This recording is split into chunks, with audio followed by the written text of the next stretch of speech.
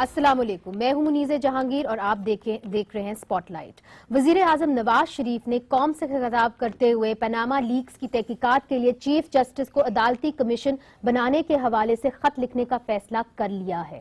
آج اس پروگرام میں ہمیں جوائن کری ہیں عائشہ صدیقہ صاحبہ، دفاعی تجزیہ نگار ہیں، آپ کسی بھی تعارف کی محتاج نہیں ہیں۔ پاکستان کی ملٹری مالی سرگرمیوں اور ان کے اثاثوں پر آپ نے ایک کتاب بھی لکھی ہے، ملٹری انک کی مصنف ہیں، اور آپ نیب میں بھی اپنی خدمات سر انجام دے چکی ہیں۔ ان کے ساتھ تشریف رکھتے ہیں بریگیڈیئر ریٹائرڈ اسد منیر صاحب، دفاعی تجزیہ نگار ہیں، اور کچھ ہی دیر میں ہمیں جوائن کر لیں گے متی اللہ جان صاحب، جو ایک بہت ہی معروف صحافی ہیں اور ایک پروگرام کرتے تھے اپنا گریبان، وہ بھی ہمیں بہت جلد جوائن کریں گے، اور ہم کوشش کریں گے کہ ہم پاکستان تحریک انصاف اور پاکستان پیپلز پارٹی سے ان کا رد عمل لیں وزیر اعظم کی اس سپیچ کے اوپر۔ مگر سب سے پہلے اپنے گیسٹ سے بات کرتے ہیں۔ عائشہ صاحبہ، جو وزیر اعظم کی سپیچ ہے اس کو اب آپ کیسے دیکھتی ہیں؟ چونکہ انہوں نے کہہ دیا ہے کہ میں چیف جسٹس کو خط لکھوں گا اور چیف جسٹس جو ہے وہ ایک جوڈیشل کمیشن بنائے گی، مگر چیف جسٹس کا پہلے بھی آپ کو یاد ہوگا کہ انہوں نے ایک بیان دیا، انہوں نے کہا کہ جی یہ ایگزیکٹو کا کام ہے انکوائری، یہ ہمارا کام نہیں ہے، اور اب اس وقت جو چیف جسٹس ہیں وہ ٹرکی کے لیے روانہ ہو رہے ہیں کل۔ So where do we stand? Well, ہم اس جگہ کھڑے ہیں جہاں کے بہت سارے جو میڈیا ہے، پبلسٹی ہے، وہ بالکل سپورٹ نہیں شاید کرتی اس کی جو دھار ہے وزیر اعظم کو، اور ایک ایکسپیکٹیشن جو ہے وہ جنرلی لوگ ٹکٹکی باندھے دیکھ رہے ہیں کہ اب اونٹ کس کروٹ بیٹھتا ہے۔ میرے خیال میں دباؤ مزید آئے گا آنے والے دنوں میں وزیر اعظم پہ کہ وہ اگر استعفیٰ نہیں دیتے تو کم از کم ہٹ کے ایک ایکسیپٹیبل کمیشن بنائیں اور انکوائری جو ہے وہ شروع ہو، تاکہ لوگوں کے سامنے ایک مسئلہ ہے، اور یہ بہت گمبھیر مسئلہ ہے جو لوگوں کے سامنے کھڑا کیا گیا ہے۔ یہ پرسیپشن کی حد تک ہے، اور پرسیپشن میں یہ نہیں ہے کہ وزیر اعظم جو ہے وہ سچ کہہ رہے ہیں، کون سچ کہہ رہا ہے، یہ ہے کہ جی وزیر اعظم جو ہے اس قابل اب ہے کہ وہ گورن کرتا چلا جائے یا اس کو گورننس سے نہیں، انہوں نے کہا ہے کہ اگر ثبوت ثابت ہو گیا تو میں گھر چلا جاؤں گا۔ ٹھیک ہے، چلیں پھر کمیشن کے بننے کی وہ بات کر رہے ہیں، فیئر انف نہیں، بالکل فیئر انف کہ نہیں۔ بریگیڈیئر صاحب، آج پہلی دفعہ میں نے میاں نواز شریف صاحب کو ایک وکٹم کے طور پہ بات کرتے ہوئے دیکھا، پہلے بھی کیا ہے مگر اس طرح نہیں کیا جس طرح آج انہوں نے کیا، جس طرح پہلے پیپلز پارٹی بھی کرتی رہی ہے۔ انہوں نے کہا جی مجھے پولیٹیکل وکٹمائزیشن میرے ساتھ ہوئی، انہوں نے کہا کہ ان لوگوں کا حساب بھی مانگو جو میرے سے حساب مانگتے ہیں، ان لوگوں کا حساب مانگو جنہوں نے مجھے زیادہ کوپ کر کے سعودی عرب بھیج دیا، اور اب وہ پوچھتے ہیں کہ میں نے وہاں پہ سٹیل مل لگائی ہے تو ان سے پوچھیں کہ کس نے مجھے زبردستی سعودی عرب بھیجا تھا۔ تو یہ ایک بنیادی سوال اٹھتا ہے کہ جب یہاں پہ کوز ہوتے ہیں اور آپ اپنے منتخب وزیر اعظم کو کسی فورن کنٹری میں بھیج دیتے ہیں تو ان کے پاس اور کیا جواز یا چوائس رہ جاتی ہے اس کے علاوہ کہ وہ وہاں پہ کاروبار کریں؟ دیکھیں، کو کرنا تو بری بات ہے، ایک الیکٹڈ حکومت کو ہٹانا بھی بری بات ہے۔ جب انہوں نے کو کیا اس کو کسی نے وہ کیا کہ یہ ٹھیک کیا، ہماری جوڈیشری نے، انہوں نے کہا کہ یہ ٹھیک ہے، 3 سال کے لیے یہ آ سکتے ہیں، آئین میں ترمیم بھی کر سکتے ہیں۔ تو جب نواز شریف صاحب پوچھتے ہیں ان کو بھی انہوں نے تنقید کا نشانہ کہ بنایا، ان کا حساب کون لے گا، تو وہ تو آپ کے سامنے موجود ہے۔ اس کے بعد ان میں سے ایک چیف جسٹس بنا۔ دوسرے ان کی جو بات ہے کہ جی ہمیں جلا وطن کیا گیا، تو وہ ابھی سب دنیا کو پتا ہے کہ ایک دوسری حکومت نے مشرف کے اوپر زور لگایا، ورنہ یہ تو کنوکٹڈ تھے۔ اور یہ والا کیس بھی اس وقت تھا نیب کے پاس جب یہ چلے گئے 2000 میں، یہ والا کیس تھا بالکل، اور انہوں نے کہا کہ مشرف ایک پائی بھی بدعنوانی کی جو ہے وہ پروو نہیں کر وہ پائے۔ تو ہوا ہی نہیں نا۔ آپ جو ڈار صاحب کی سٹیٹمنٹ سارے کہتے ہیں کہ جی انہوں نے پتہ نہیں 28 یا جتنے بھی صفحے کی سٹیٹمنٹ دی ہے، وہ وہی منی لانڈری تھی قاضی فیملی کے، ان کے پاسپورٹ لے کر، اور انہوں نے شناختی کارڈ کے لیے بتایا تھا، اور ان کے نام پر اکاؤنٹ بن گیا، اور ان کو 2 سال بعد پتہ چلا، اور انگلینڈ میں یہ کیس چلا۔ وہ والی چیز تو ہے۔ ابھی مجھے لگتا ہے کہ یہ ڈیپینڈ کرے گا چیف جسٹس کے ملک سے باہر ہونے سے کوئی فرق نہیں پڑتا، یہ جو ایکٹنگ چیف جسٹس ہے یہ چیف جسٹس ہی ہوتا ہے، لیکن یہ مجھے نہیں لگتا کہ یہ اتنا بڑا فیصلہ کریں گے، کیونکہ انہوں نے تو واپس آ جانا ہے 7 یا 10 دن بعد جب بھی وہ آتے ہیں، کہ یہ ان کا انتظار کریں گے، پھر کہ یہ اس کی ٹرمز آف TORs کیا ہے، اس میں صرف کیا نواز شریف صاحب کی فیملی ہے یا پورے پاناما والے؟ انہوں نے کہا ہے کہ میں اپنی پورے خاندان کو احتساب کے لیے پیش کرتا ہوں. بس تو وہ ٹھیک ہے نا، اگر صرف یہ فیملی ہے تو پھر تو ابھی اپوزیشن پہ ڈیپینڈ کرتا ہے کہ وہ کہتے ہیں کہ جی یہ فورینزک ایویڈنس ہوگی نہیں ہوگی، یہ ٹریل منی کا وہ کیسے نہیں، مگر چونکہ آپ کا ملٹری سے تعلق رہا ہے، یہ بتائیے کہ جس طرح کہ میاں صاحب کا آج ایک باڈی لینگویج تھی اور جو انہوں نے بات کی ایک سخت رویے میں، اور انہوں نے کہا کہ بھی ان کا بھی احتساب کرو جنہوں نے مجھے بھیجا، اور ایک طریقے سے مشرف صاحب کی طرف اشارہ تھا، مگر عسکری قیادت سے بھی انہوں نے ایک جیسے کہتے ہیں سخت بات کی. آپ اس کو کیسے دیکھتے ہیں؟ How do you see his body language? مجھے جو لگا کہ ان کا بنیادی طور پر مشرف کی طرف اشارہ تھا کہ جو ہے نا عوام نے ایک وزیر اعظم کو منتخب کیا تھا اور اس کو ہتھیلیاں ڈال کر، لیکن اس میں میرا خیال ہے کہ ایک ہنٹ اس طرف بھی تھا کہ جب آپ بولتے ہیں کہ جی یہ کرپشن اور یا یہ اکٹھے نہیں چلتے، جو چیف کی سٹیٹمنٹ تھی، ہو سکتا ہے مجھے لگتا ہے کہ ان کا اشارہ ادھر بھی تھا. متی اللہ صاحب، آپ کیسے اس کو دیکھتے ہیں؟ آپ بریگیڈیئر صاحب سے اتفاق کرتے ہیں؟ دیکھیں، یہ بڑی ایک عجیب سی سچویشن ہے. وزیر اعظم پاکستان ہے، ان کے ہوتے ہوئے سابق فوجی عامر جن کے خلاف ایک سنگین غداری کا مقدمہ ہے، وہ جہاز کی سیڑھیاں چڑھ گیا، اور یہی وزیر اعظم پاکستان ہے جو 12 اکتوبر کا رونا تو روتے ہیں، ہتھ کڑیاں بھی انہیں یاد ہیں، کال کوٹری بھی یاد ہے، اور بہت کچھ انہیں یاد ہے، مگر پھر بطور وزیر اعظم شاید انہیں یقین نہیں آتا کہ اب یہ وزیر اعظم ہے. اس کی ایک مثال ہمارے سامنے ہے.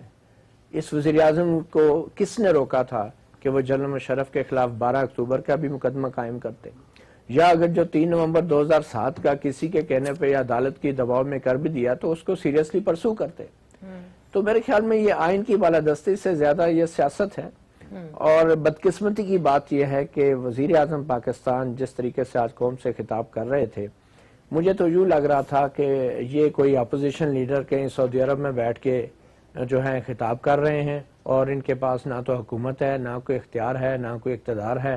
نہیں، انہوں نے کہا کہ سپریم کورٹ کا جو جج ہیں، چیف جسٹس ہیں، ان کو میں خط لکھوں گا اور ان کو کہوں گا کہ تحقیقاتی کمیٹی آپ فارم کریں.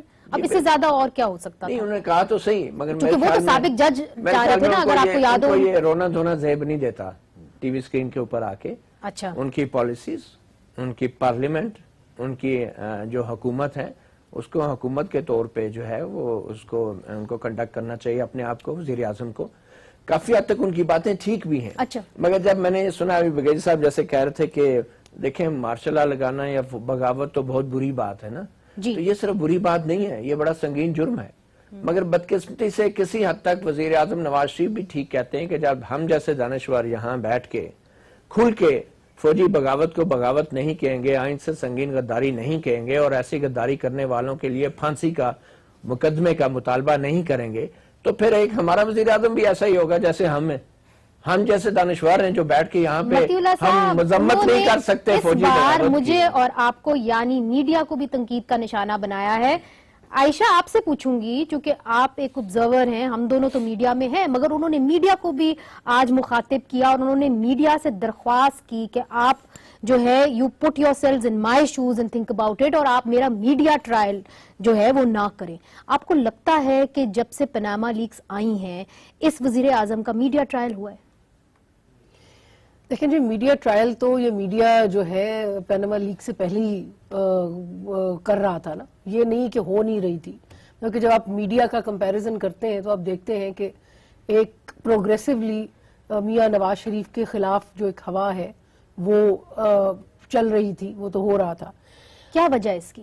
اس کی وجہ دیکھیں ایک سیدھی سی بات ہے، اس ملک میں آپ اس سے کیا چھپیں گے اور بھاگیں گے، یہ ریالٹی یہ ہے کہ یہ اولیگارکیز ہیں، سیاسی اولیگارکیز بھی ہیں، ملٹری خود ایک اولیگارکی ہے ایز این آرگنائزیشن، اور اس میں ایک پاور کے حصے اور دولت کی بانٹ اور اس قسم کے مسائل پہ جو جھگڑے ہوتے ہیں، یہ جھگڑے اب یوں کھل کے اس طریقے سے ہمارے سامنے آتے ہیں. اور ظاہر ہے اس میں جو بڑے بڑے پاور سٹیک ہولڈرز ہیں اس میں میڈیا بھی ہے، اور میڈیا بھی اپنا رول جو ہے وہ ادا اسی حساب سے کرتا ہے. اگر ہم کہیں کہ جی بہت ہی ابو بورڈ میڈیا ہے ہمارا، تو یہ شاید ہم اپنے آپ سے جھوٹ بول رہے ہوں گے. ब्रिगेडियर साहब, ये जो स्पीच आई है वजीर आजम की, ये आई है चीफ ऑफ आर्मी स्टाफ ने जो एक कदम उठाया कि उन्होंने अपने अंदर से काली भेड़ों को साफ किया। मगर हैरत अंगेज बात यह है कि जो ISPR का ट्विटर हैंडल है, जो यूजुअली बड़ा एक्टिव होता है, मुतहरिक होता है, वो जी है वो बिल्कुल जिसे कहते हैं खामोश था। उसके ऊपर वो कोई किसी किस्म की कमेंट नहीं कर रहे। मीडिया के अंदर कंफ्यूज्ड खबरें आ रही हैं। कोई कह रहा है कि जी 12 फौजी अफसरान को बरतरफ किया, कोई कह रहा है 6 फौजी अफसरान को बरतरफ किया। टाइमिंग जो है इसको आप कैसे देखते हैं? चूंकि लोग कह रहे हैं कि जी पनामा लीक्स के दौरान ये स्टेटमेंट आना या ये इकदाम उठाना, ये एक सख्त पैगाम जा रहा है पॉलिटिकल क़यादत को, खास तौर पे नवाज शरीफ साहब को, कि आप जो है अपना घर का सफाया करें। ये हो सकता है इसकी एक वजह ये भी हो, ये आर्मी में ये इस तरह के केसेस पहले भी हुए। ऑफिसर्स गए, लेफ्टिनेंट जनरल गए, वहीद काकड़ ने 2 लेफ्टिनेंट जनरल को एक दिन घर भेज दिया था और एक मेजर जनरल को भी भेजा है। जनरल मुशर्रफ जब चीफ एग्जीक्यूटिव नहीं था, उसने कोर कमांडर को घर भेज दिया था कि जी आप रिटायर हो गए, टेलीफोन। मगर सर कता कलामी माफ, यूजुअली हम देखते हैं कि फौज इस किस्म की खबर को पब्लिक नहीं करती। तो भी इस बार उन्होंने पब्लिक किया है, इसकी क्या वजह है? मैं यही कह रहा हूं कि देखें, जब आप कहते हैं कि ISPR क्यों नहीं उसको, या बाजवा साहब ट्वीट कर रहे हैं, वो नहीं चाहते कि ये हमने हमारा एक ऑफिशियल वर्जन है, लीक उन्होंने नहीं की होगी। जब जराए कह रहे हैं कि जी जराए से हमें मालूम हुआ है, वो इसको आर्मी की एक ऑफिशियल प्रेस रिलीज या उनका स्टेटमेंट नहीं बता रहे। क्यों? उसकी वजह ये है कि इसमें मेरा अपना ख्याल है कि इसके ऊपर डिस्कशन भी हुई है कि जी ये जो है इनको रिलीज करे, नाम इनके बताएं। ये तो आपको पता है कि केस पहले चल रहे थे, ये 2014 से चल रहे थे, IGFC का भी और ऑफिसर्स के भी। तो किस को रिलीज करे या ना रिलीज करे, ये आप देखें कि आर्मी में ये जब कोई एक इंसिडेंट होता है, एक वाकया होता है मुल्क में, तो पूरी आर्मी से, हर एक फॉर्मेशन से एक चीफ की मालूमात के लिए लोगों का वो जानते हैं कि आपका ओपिनियन क्या है इस चीज के मुतालिक, जिसको कहते हैं ये पल्स है कि फौजी क्या सोच रहा है। तो उसमें से एक चीज है, जब आप मीडिया पर हर वक्त ये दिखा रहे होते हैं कि जी खा गए, लूट गए मुल्क सारा, वो कुछ सच या कुछ झूठ, तो वो यही समझता है कि जी हम यहाँ पर एक जंग लड़ रहे हैं और लड़ाई कर रहे हैं, शहीद हो रहे हैं, और जिस वहां पर हमारे मुल्क में जो सियासतदान है तो वो ये कर रहे हैं। अच्छा, मगर इसके अंदर मैं फिर से आपसे ये सवाल करूंगी, क्योंकि मुझे जवाब नहीं मिला और फिर मैंने वक्फा लेना है, कि टाइमिंग इज वेरी इंपॉर्टेंट। ठीक है, इसको पब्लिक करने का मकसद क्या था? मुझे लगता है, मैं आपको अपना ओपिनियन देता हूँ, मैं भी रॉन्ग, मेरा ख्याल है कि इसका पनामा लीक्स के साथ लिंक है। पनामा लीक्स के साथ लिंक है और सभी ये समझते हैं कि पनामा लीक्स के साथ लिंक है। अब आगे क्या होने जाएगा इस पे हम बात करेंगे, चूंकि हमने देखा है कि जो धरने और जलसे की सियासत फिर से पाकिस्तान के अंदर शुरू होने वाली है। वजीर आजम ने बहरहाल कह दिया है कि अगर साबित हो जाए कोई भी सबूत मेरे खिलाफ तो मैं घर चला जाऊंगा। आने वाले दिनों में क्या होगा इस पे बात करेंगे एक वक्फे के बाद। हमसे सऊदी अरब में फैक्ट्री लगाने का सवाल करने वाले जरा ये तो बताएं कि आखिर हमें सऊदी अरब किसने और क्यों भेजा था? कानून की अमलदारी का ढंढोरा पीटने वाले जरा ये तो बताएं कि एक मुंतखब वज़ीर आज़म को हथकड़ियां लगाकर काल कोठरी में किस कानून के तहत फेंका गया था? सो हमें अखलाकियात का सबक पढ़ाने वाले जरा ये तो बताएं उस वक्त उनकी अखलाकी जरूरत कहां गई थी? जमहूरियत की तारीफ समझाने वाले जरा ये तो बताएं कि इस मुल्क को दहशतगर्दी की भट्टी में झोंकने वाले फौजी आमिर के पीछे वजारत उज़्मा का परवाना हासिल करने के लिए कौन हाथ बांधे खड़ा था? जरा हिसाब उनका भी हो जाए जो आज हिसाब मांगने निकले हैं। आइन तोड़ने से लेकर 17वीं तरमीम का कलंक कौम के माथे पर सजाने का हिसाब, सुप्रीम कोर्ट के जजों से बंदूक की नोक पर हल्फ लेने का हिसाब, 72 जजों को उनके घरों में नजरबंद करने का हिसाब, हमारे बहादुर कारकुनों पर बदतरीन तशद्दुद करने का हिसाब, मुझ पर हाईजैकिंग का झूठा मुकदमा बनाने का हिसाब, क्या इन सब बातों का हिसाब नहीं मांगा जाना चाहिए? वजीर आजम पाकिस्तान नवाज शरीफ हिसाब मांग रहे हैं और इस वक्त हमें ज्वाइन कर रहे हैं पाकिस्तान तहरीक इंसाफ के मुराद सईद साहब। बहुत बहुत शुक्रिया हमें ज्वाइन करने का। सर, वजीर आजम ने फैसला कर लिया है कि वो चीफ जस्टिस को खत लिखेंगे और कहेंगे कि एक कमीशन बनाएं। यही आपकी मांग थी, यही आपकी डिमांड थी, उस पर अब वो पूरे उतर आए हैं। आपसे क्या उम्मीद करें आगे जाके? क्या जलसे होंगे, क्या धरने होंगे, या अब आप इंतजार करेंगे कि कमीशन बन जाए?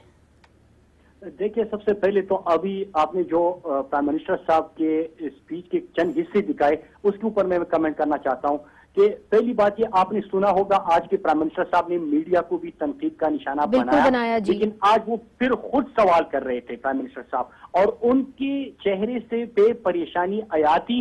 वो क्या कह रहे थे कि हमें जद्दा किसने भेजा, तो जनाब वाला आप वायदा करके चले गए थे। फिर उसी आमिर का जिक्र करते करते कि उसने कानून तोड़ा, आईन तोड़ा, तो उसके मुशीर और पूरी काबीना आज आपके साथ कैबिनेट में बैठे हैं, तो इसका हिसाब कौन देगा?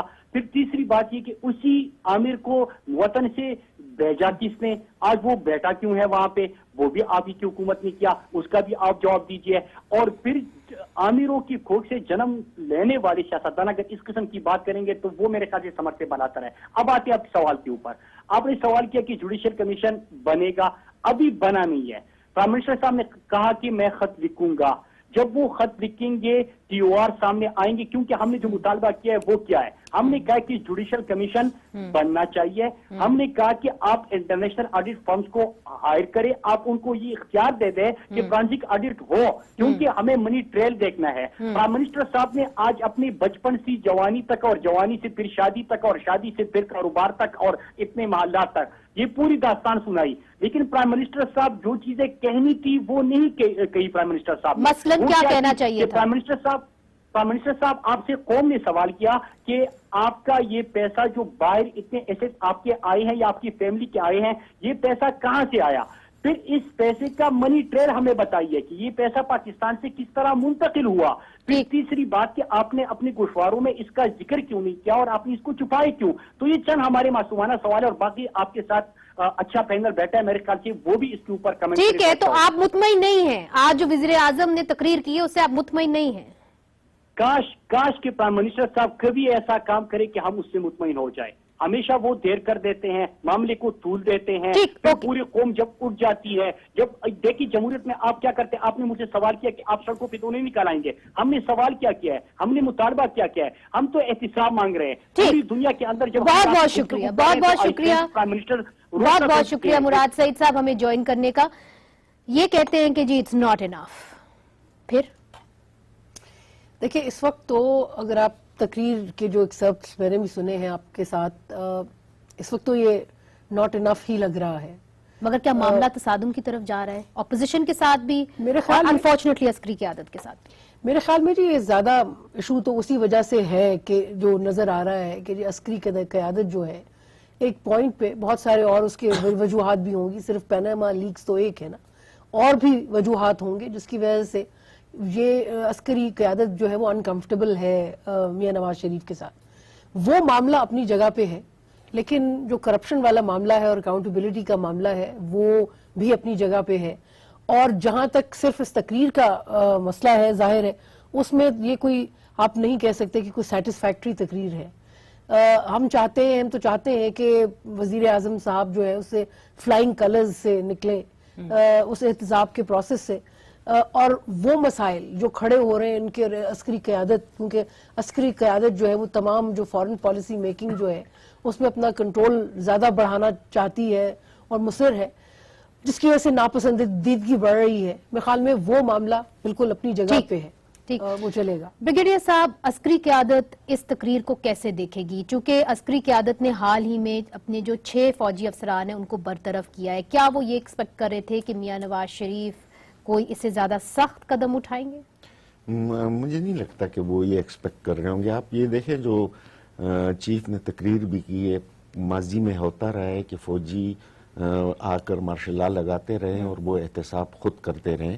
چیف نے جو تقریر کی اس میں انہوں نے کہا ہے کہ جی ہم ہر قسم کی مدد کرنے کو تیار ہیں, آپ اگر احتساب کرنا چاہتے ہیں, اور احتساب, اور اس میں انہوں نے ایک لنک دیا ہے کہ جس کا دہشت گردی کے ساتھ لنک ہے. ابھی یہ تو جب آئے گا, جس طرح مراد سعید نے کہا, ابھی تو انہوں نے کہا کہ لیٹر لکھیں گے. اس کو پی ٹی آئی مجھے لگتا نہیں کہ مانے گی, نہیں مانے گی, اور پرسوں ان کا ادھر جلسہ بھی ہوگا. اور اس کے بعد ابھی آج اور سیاسی جماعتیں کیونکہ پیپلز پارٹی نے کہا کہ ہم پارلیمنٹری کمیٹی چاہتے ہیں, تو ان کا جب ریئیکشن آئے گا اس سے یہ ہوگا. اس کے بعد مجھے لگتا ہے کہ اگر چیف جسٹس نے پہلے ایک دفعہ یہ کہا ہے کہ جی ہم نہیں اس میں آتے, یہ ایگزیکٹو کا کام ہے, اگر وہ کہتے ہیں کہ جی ہم کمیشن نہیں بناتے, پھر یہ اصل اس میں الجھاؤ آئے گا اور یہ تناؤ کی کیفیت پیدا ہوگی پورے پاکستان میں. متی اللہ صاحب, آپ اپنا پروگرام کرتے تھے, اپنا گریبان, یہ بتائیے کہ چیف جسٹس کیسے احتساب کریں گے جب ایک سٹنگ جج کا نام آیا ہوا ہے پیناما پیپرز کے اندر, تو وہ اپنے جو جج ہے ان کا تو احتساب نہیں کر پائے, تو پرائم منسٹر کا کیسے کریں گے سر؟ جی یقیناً یہ بہت مشکل بات ہے, اور یہی ہوا دھاندلی سے متعلق جو کمیشن بنا تھا اس میں بھی ریٹرننگ افسروں اور عدلیہ کے اوپر ہی ایک قسم کا بڑا سنگین الزام تھا, اور ہم نے دیکھا کہ اس حوالے سے بھی اس کمیشن نے کوئی اتنے ڈیپ پروب نہیں کیا تھا. مگر ایک چیز بڑی امپورٹنٹ ہے کہ وزیر اعظم نے صرف یہ کہا ہے کہ وہ چیف جسٹس کو خط لکھیں گے. اب کیا وہ چیف جسٹس کو خط اس لیے لکھ رہے ہیں کہ چیف جسٹس کوئی اپنی مرضی کا کمیشن بنائیں, سرونگ ججز کا یا ریٹائرڈ ججز کا؟ ابھی تک یہ واضح نہیں ہے.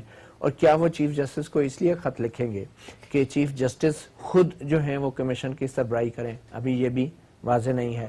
مگر یہ بات طے ہے کہ یہ خط جب چیف جسٹس کو جائے گا تو چیف جسٹس جو ہے اس کے اوپر پھر کوئی نہ کوئی رد عمل دیں گے. But he reserves the right to refuse. I don't know, کیونکہ نارملی جب فیڈرل گورنمنٹ جب چیف جسٹس کو کہتی ہے کمیشن بنانے کے لیے تو اس کا ریفیوزل جو ہے وہ اٹس ناٹ کنونشنل, بٹ یہ انہوں نے پہلے کہہ دیا کہ یہ ایگزیکٹو کا کام ہے, ہمارے کندھے پہ بندوق رکھ کے مت بات چلیں. یہ کہ چیف جسٹس نے ابھی حال ہی میں حامد میر کمیشن کی رپورٹ لکھی ہے انہوں نے, ٹھیک ہے, وہ بھی آپ کے سامنے ہے. تو آئی ڈونٹ نو وہ لکھی ہے, وہ لیک ہوئی ہے, انہوں نے میں کیا لالچ نظر آتی ہے. تو وہ تو خیر چیف جسٹس کا ہونا نہ ہونا کوئی ایشو نہیں ہے. ایشو یہ ہے کہ جو آگے ان کے فورنسک ایکسپرٹ ہیں, میرے خیال میں تحریک انصاف اگر واقعی سنجیدہ ہے تو ان کو ان ایکسپرٹس پہ توجہ دینی چاہیے, نہ کہ چیف جسٹس اور نہ ہی ججوں کے اوپر. اور میرے خیال میں یہاں پہ تحریک انصاف صرف پالیٹکس کر رہی ہے. تو یہ چیزیں تو خیر بڑی وہ دوسری بات ہے. میں بگیڑی صاحب نے ایک بات کی تھی آرمی چیف کی تقریر کے حوالے سے کہ انہوں نے ایک بڑا یہ ایک ایکشن جو لیا ہے, اس میں ہمیں یہ چیز دیکھنی ہے کہ کیا یہ ایک سنجیدہ ایکشن تھا اور کیا یہ ایکشن کافی تھا. یہ بڑی ایک امپورٹنٹ بات ہے, کیونکہ یہ سارا جو معاملہ سٹارٹ ہوا ہے, ایک فراری ریسنگ کار تھی جو بڑی مہنگی کار تھی, اس میں 2 فوجی افسروں, ایک کرنل اور ایک میجر جو ہیں وہ ڈرائیونگ کرتے ہوئے حادثے کا شکار ہوئے. اور پھر یہ کہا گیا کہ ان کے خاندان نے خط لکھا راحیل شریف صاحب کو کہ آپ بتائیں کہ ہمارے بچوں کو آپ شہید قرار دیں, کیونکہ گاڑی میں اس کا معاوضہ دیں, اس کا شہید قرار دیں اور معاوضہ دیں یا جو بھی ہے. تو اب وہ مجھے جو لگ رہا ہے کہ یہ کرپشن کی تحقیقات سے بنیادی طور پہ جو اصل جرم تھا کہ جو قتل ہوا 2 اور کسی جنرل کی غفلت کی وجہ سے ہوا, اگر یہی الزام ملک ریاض کا علی ریاض بیٹا ہوتا تو چیف جسٹس سپریم کورٹ کا بیٹھ پہ اس کے قتل کا مقدمہ درج کروا رہا ہوتا سو موٹو کیس لے کے.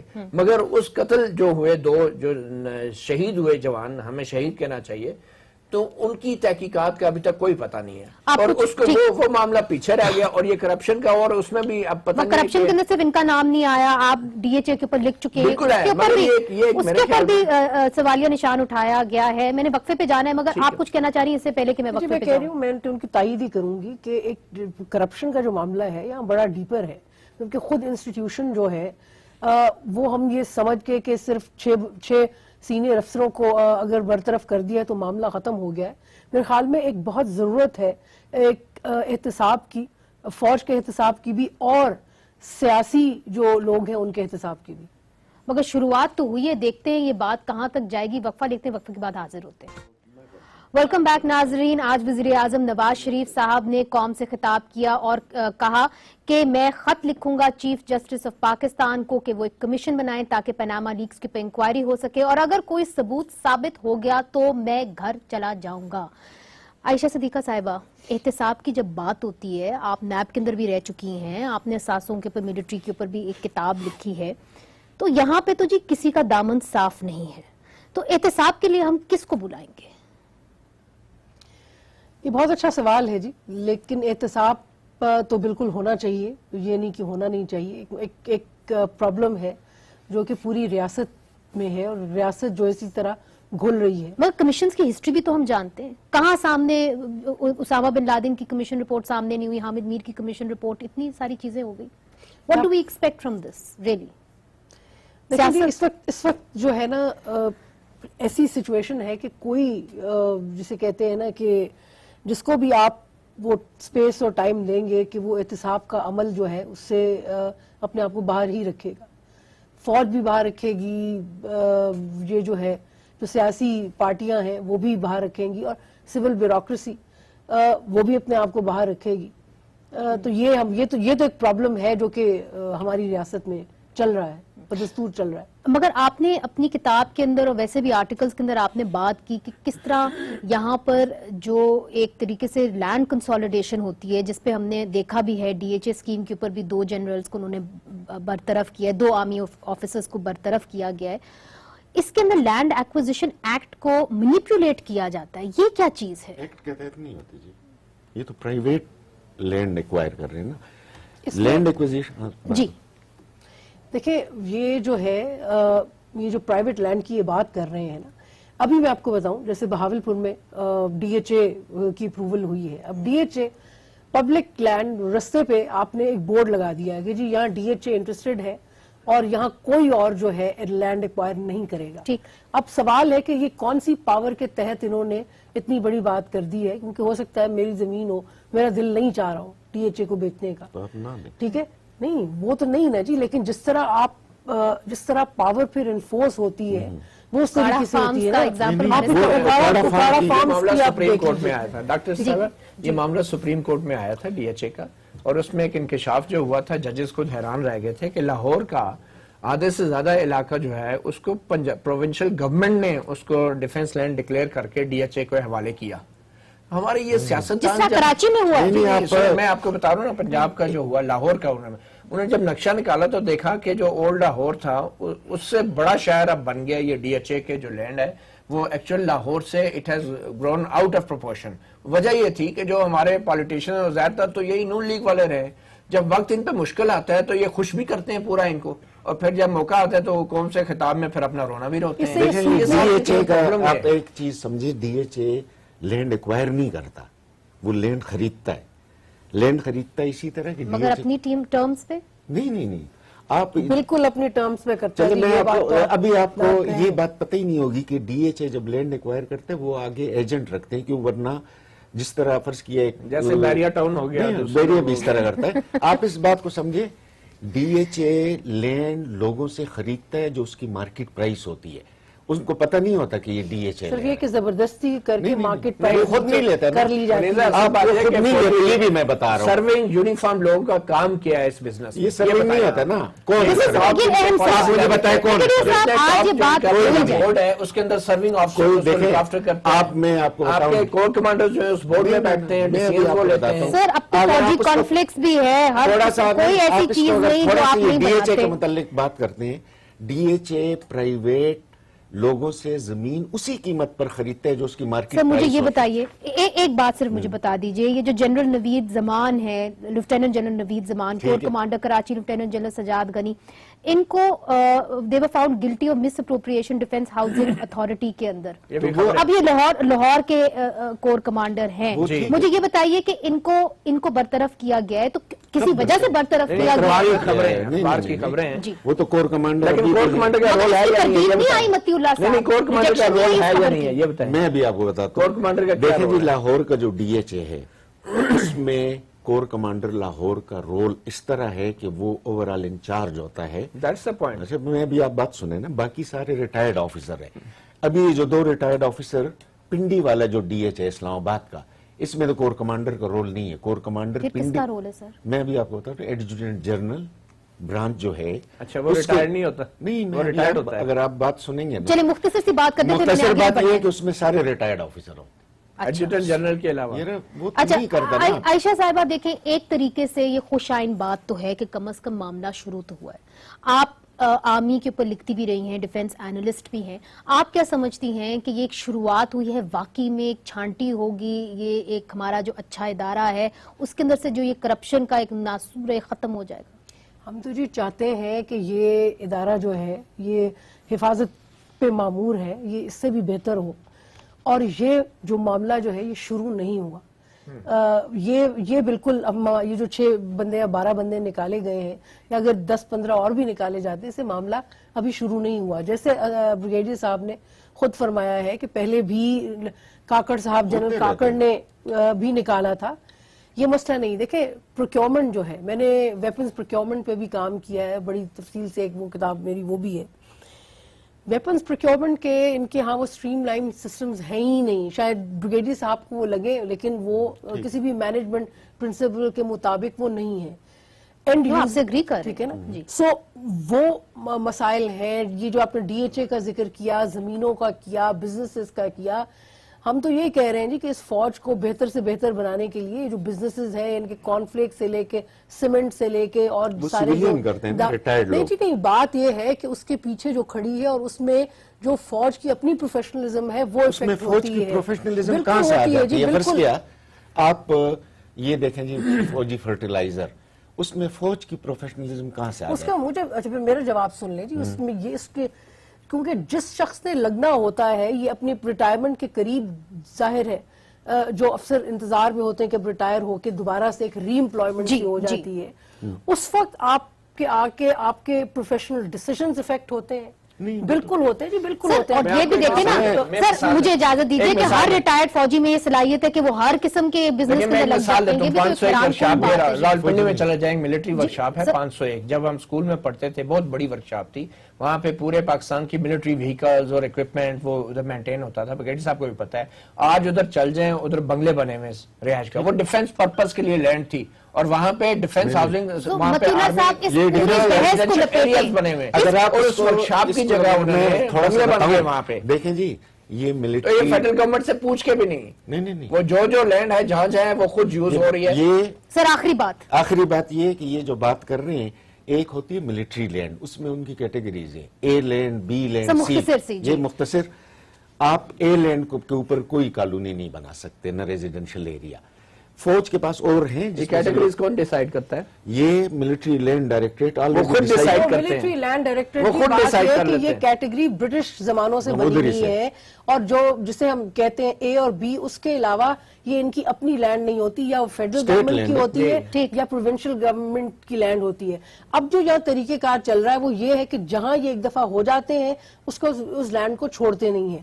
دوسری بات, ایک کوئکلی آپ کو مثال دے دوں جی, لیاقت پور یا اگر آپ بہاول پور والی سائٹ پہ جائیں تو وہاں بالکل ایک کیس ہے جی جس میں چولستان کی زمین جو ہے کس طرح ہر سال ایکسرسائز پہ جب جاتے ہیں تو لی جاتی ہے, ہڑپ کر لی جاتی ہے, بلکہ پانی بھی چوری ہوتا ہے.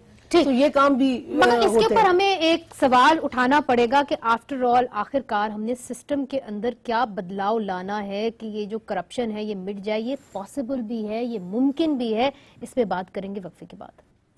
ویلکم بیک ناظرین.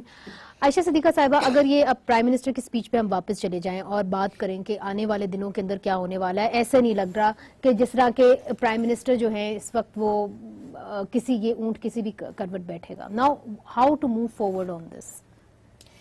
بات یہ تھی کہ ان کی تقریر تو امپریسو نہیں تھی, اور میرے خیال میں اب شاید لوگ چاہیں گے کہ کوئی مثبت سٹیپ ہو.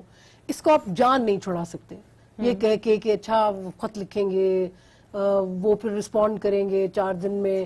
ابھی چیف جسٹس صاحب باہر گئے ہیں, وہ ان کی غیر موجودگی میں کوئی کرے, پھر لیگل اس کی بہت ساری امپلیکیشنز ہوں گی. اچھا, حکومت نے اس وقت چیف جسٹس کو خط لکھ دیا ہے جو ہمیں بریکنگ نیوز آ رہی ہے. اوکے, لکھ دیا ہے, اب دیکھیں ادھر سے رسپانس کیا آتا ہے. لیکن میرے خیال میں اس وقت تک پرائم منسٹر جو ہیں ویئر شوڈ ہی اسٹینڈ, اس کے ٹی او آرز کلیئر ہونے چاہیے.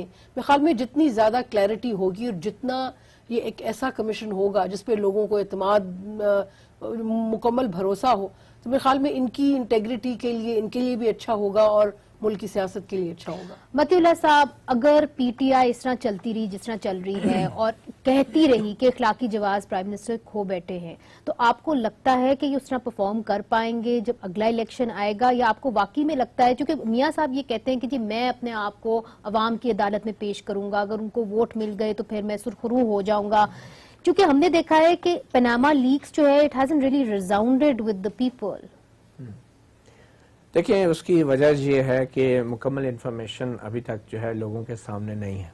अभी तक जो भी बातें हो रही हैं वो तकनीकी हैं, मालियाती हैं, फाइनेंशियल हैं, एक्सपर्ट्स के व्यूज़ हैं, कोई इतनी रॉ फॉर्म में, इतनी सॉलिड फॉर्म में इंफॉर्मेशन नहीं जिससे ये साबित हो सके कि यहाँ से मनी लॉन्ड्रिंग हुई या फिर वहाँ पे इलीगल मनी के ज़रिए या फिर असासे कुछ छुपाए गए। अभी तक जो एविडेंसेस आ रहे हैं वो उस तरफ हिंट तो कर रहे हैं, मगर at best this is tax avoidance.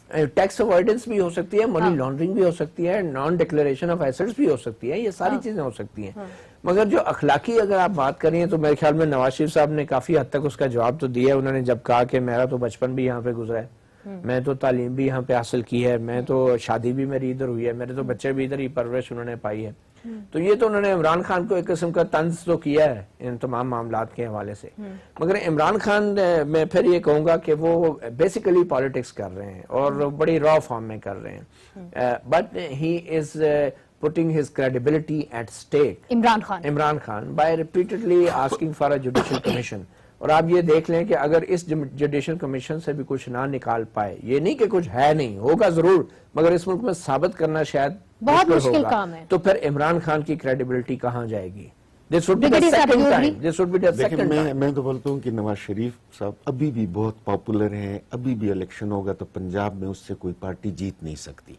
उनके लिए बेस्ट ऑप्शन ये है कि एक चीज आई है इससे वो क्लियर हो जाए, वरना मुझे लगता है कि इनको सियासी तौर पर इस पे नुकसान। मगर सर उनकी बात तो बिल्कुल ठीक है, हमारा कमीशन का यहाँ पे जो हिस्ट्री रही है उसके अंदर तो कुछ भी प्रूव नहीं हुआ है। और इमरान खान की क्रेडिबिलिटी पे उन्होंने बात की, उन्होंने कहा जी इमरान खान की क्रेडिबिलिटी के ऊपर भी सवालिया निशान हो जाएगा अगर judicial commission comes to a not.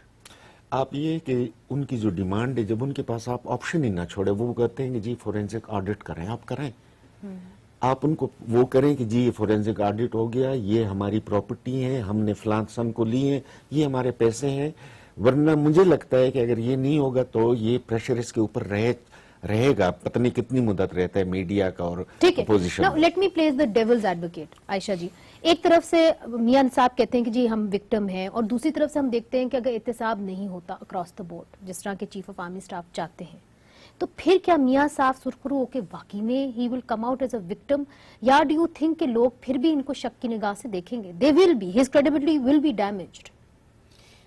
मेरा अपना ख्याल है कि अगर ये कोई किसी करवट नहीं बैठता, अगर इंक्वायरी नहीं कोई शुरू होती, जो एक एग्री अपॉन प्रोसेस नहीं शुरू होता, फिर उनकी क्रेडिबिलिटी जो है वो इफेक्ट बिल्कुल होगी। लेकिन एक और फिर एक सवालिया निशान है कि उस क्रेडिबिलिटी के बावजूद, खराबी के बावजूद भी उनकी जो इलेक्ट्रल उनकी जो है उनकी स्टैंडिंग है वो उससे इफेक्ट होगी या नहीं होगी, ये एक बिल्कुल सेपरेट मामला है। क्यों